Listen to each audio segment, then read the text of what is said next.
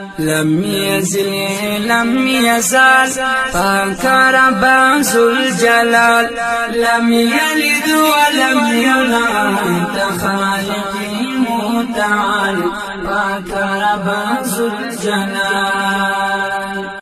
السلام علیکم ورحمت الله وبرکاته. لومړنی اوریدونکی مو صابر محمد و چې د زابل له ولایت څخه اړیکه نیولې وه. پوښتنه یې دا وه چې زما یوه خور ده مریضه ده، هغه تراویح نشي کولی، زما د خور روژه څنګه ده؟ د روژې په مبارکه میاشت کې تراویح دا سنت دی او د امیر المؤمنین سیدنا عمر فاروق رضی الله تعالی عنه د وخت نه په دې خوا په دې باندې اجماع شوې ده چې باید تراویح 20 رکعاته ادا شي. نو که یو څوک بغیر د کم شرعي عذر نه تراویح پرېږدي، که خور وي او که ورور وي، دا قابل د ملامتي دی.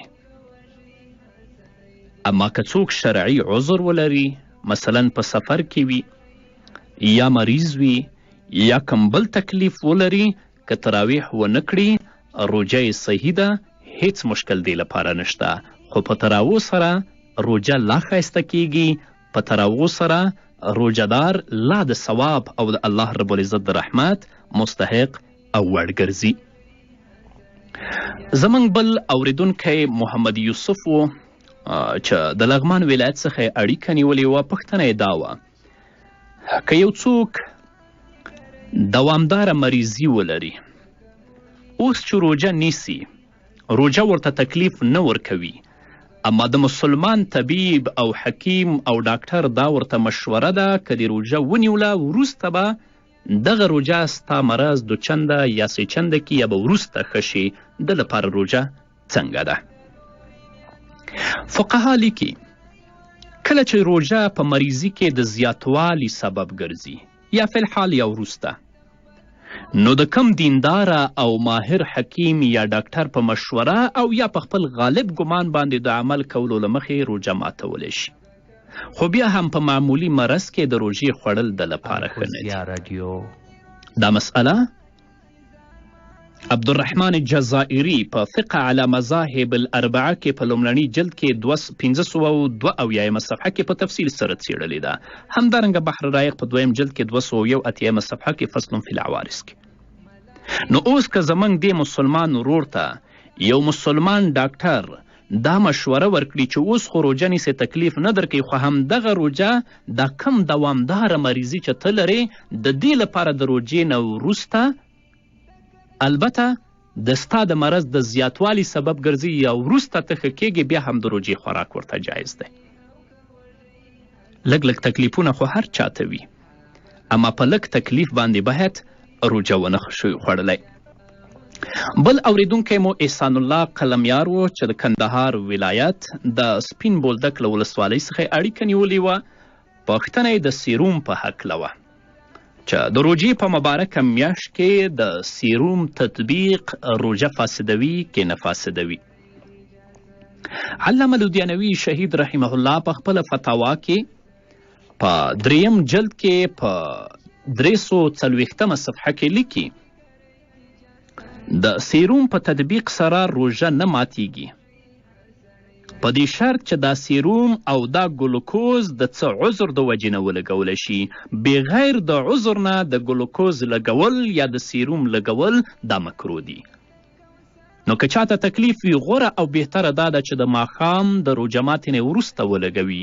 خو بیا هم که عذر شدید و، د روژې په ترڅ کې سیروم تطبیق که روژه نه ده فاسده. او بله پوښتنه یې دا وه چې زموږ یو دوست و پاکستان ته تللی و، هلته یې په 4:30 بجې اوبه څکلې وې. ما ته خو نه معلومیږي، دلته خو په کابل کې تقریبا 6 باندې یا 9 باندې 3 سبا کیږي. نو 3 بجې یا 15 کم 10 کم 3 باید خوراک او څکاک بند کړی شي چې هلته څو بجې سبا کیږي. نو که ده دا خوراک سهون کړی وي چې سبا شوی نه دی، خو حال دا چې سبا و نو په ده باندې قضا لازم ده، کفاره پرې نشته. او که خوراک او څښاک کړی و بلکل سبا نه و خو هېڅ مشکل نشته، او که دا پوه وي چې سبا دی قصدن یې خوراک کړی نو بیا خو په ده باندې قضا او کفاره دواړه ده. پاتې شوه د سفر مسئله. یو مسافر د روژې په مبارکه میاشت کې کولی شي چې روژه وخوري،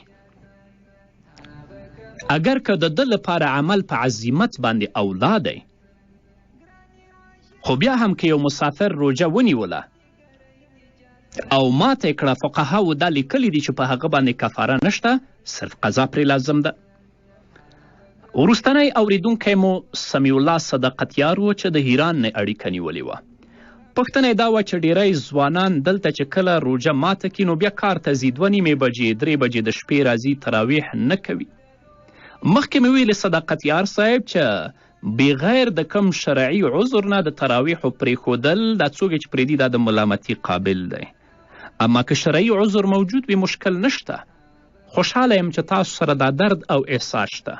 ډیری ځوانان حتی زمونږ مشران په کورونو کې روغ رمټ پراته دي چې نه کار شته نه مسافري شته. الله دا همت نه دی ورکړی چې مسجد ته لاړ شي تراویح په جمع باندې ادا کړي. الله دې ټولو ته همت ورکړي. زموږ خور اړیکه نیولې وه. پوښتنه یې دا وه چې د روژې په مبارکه میاشت کې د رنجو استعمال څنګه دی؟ د روژې په مبارکه میاشت کې سترګې تولول روا دي، یعنې د روژې په حالت کې، او د رنجو په استعمال باندې د ده په روژې باندې هیڅ کم تاثیر نه پرېوځي. که څه هم د سترګو تر تورولو وروسته په ناړو یا د پوزې په اوبو کې د رنجو اثر هم معلوم شي، خو بیا هم روژه نه فاسدیږي او نه مکروه کیږي. همدغه مسئله علامه حسکفي او ابن عابدین الشامی په در مختار او رد مختار کې 2 جلد کې 395 صفحه کې باب ما یفسد الصوم و ما لا یفسدو کې، همدارنګه تاتار خانیې په 2 جلد کې 366 صفحه کې په تفصیل سره څیړلې ده. حسکفي په در مختار کې لیکي او اکتحله و ان وجد طعمه فی حلقه، یعنی که د روژې په مبارکه میاشت کې څوک رانجه وکړي او د رانجو خوند په خپل حلق کې هم بیا مومي، روژې ته کوم نقصان نه رسیږي. ابن عابدین الشامی د حسکفي د دې عبارت لاندې لیکي ای طعم الکحل او الدهن، یعنی خوند د رنجو او خوند د تیلو که په خپل حلق کې هم بیا مومي، روژې ته کم نقصان نه رسیږي، روژه یې صحیح ده. او دوهمه پوښتنه یې دا وه چې ځینې ماشینونه دي په هغو باندې ذکر کول او تسبیح ویل څنګه دي؟ بس هدف د هغې نه شمار دی، نو چې په شمار سره یې وایي په دې کې کومه ستونزه نشته دی. همدارنګه بله اوریدونکې هم خور وه. پوښتنه یې دا وه که یوه ښځه حمل لري او هغه د روژې په مبارکه میاشت کې یا په نورو اوقاتو کې فرضي لمونځ په ولاړه باندې کوي، نفلي په ناسته باندې څنګه دی؟ هیڅ ستونزه نشته. که یو څوک بلکل عذر هم ونه لري هغه لپاره دا جایز دی چې نفلي لمونځ په ناسته باندې وکړي، خو په ولاړه کې چې کوم ثواب دی هغه بیا په ناسته کې نشته. اما د عذر له وجې که څوک نفلي لمونځ په ناسته کوي جایز دی، حتی د عذر له وجې کولی شي چې فرضي لمونځ په ناسته باندې وکړي. او دوهمه پوښتنه یې دا وه چې په لومړي کال کې چې کله په ما باندې روژې فرض شوې وي، یوه روژه ما قصدن خوړلې، زه اوس قضا راوړم او که کفاره ورکړم؟ فقها لیکي که چیرې یو کس د روژې په مبارکه میاشت کې فرضي روژه نیولې وي، بیا په همدغه ورځ کې قصدن خوراک وکړي یا قصدن څښاک وکړي یا جما وکړي، نو په دغه شخص باندې هم قضا لازم ده او هم کفاره لازم ده. او کومه چې د ناخبرتیا خبره ده، نو یو څوک چې مسلمان وي او په دار اسلام کې اوسیږي، هلته ژوند کوي، د هغه لپاره د شریعت په احکامو باندې ناخبرتیا عذر نه بلل کیږي. ځکه د هر مسلمان لپاره د دین په احکامو ځان خبرول دا لازمي دي. بحر رایق په 2 جلد کې په 400 82 صفحه کې لیکي ومن جامع او جمع او اكل او شرب عمدا غذاء او ضواء قضى وكفر ككفاره الظهار. اما القضاء فللاستدراك المصلحه الفائته واما الكفاره فلتكامل الجنايه. اما پاتې شوه دا خبره چې ستا لومړنی کال و ځینې فقهاو تسامح کړی لکه علامه لودیانوي شهید رحمه الله په خپلې فتاوا کې 3 جلد کې 345 صفحه کې چې په دوی باندې قضا شته په لومړني کال کې چې خوړلي کفاره نشته.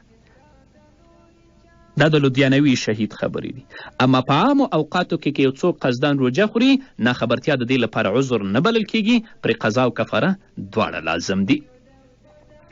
همدارنګه زموږ وروستنی اوریدونکی عزت الله افغان و چې د کندهار ولایت د سپین بولدک له ولسوالۍ څخه اړیکه نیولې وه. پوښتنه یې دا وه که چا سره د زکات پیسې وي او دا پیسې په جب کې اچولې وي ځي چې مساکینو فقراو ته یې ورکړي بس غل پې برابر شه او دا پیسې ترې ووهلې، اوس به دا دوباره د خپلو پیسو زکات ادا کوي که دا غله چې یې وړې ادا شو. افغان صاحب زکات له خپل ټول مال څخه یوازې د پیسو جلا کولو ته نه ویل کیږي چې یو څوک د خپلو پیسو نه پیسې بیلې کړي دې ته زکات ویل شي. او په زکات کې دا کافي نه دی بلکې د ادا کېدو لپاره کم فقیر او مسکین ته تملیکاً د همدغو پیسو ورکول لازمي دي او بغیر له دې څخه زکات نه ادا کیږي. نو کوم څه چې تا وویلې چې په دې کې د زکات مال او پیسې غلا شوي دي نو په دې کې د تملیک شرط نشته، نو چې کله د تملیک شرط نشته د دې لپاره د زکات دوباره ادا کول لازمي دي. همدغه مسئله خلاصة الفتاوا په لومړني جلد کې 238 صفحه کې کتاب الزکات کې د 6 فصل نه مخکې او حسکفی په در مختار کې په 2 جلد کې په 58 صفحه کې کتاب الزکات کې په تفصیل سره څیړلې. نو زکات به بیا ورکوي، زکات ادا شوی نه دی. شکر گزار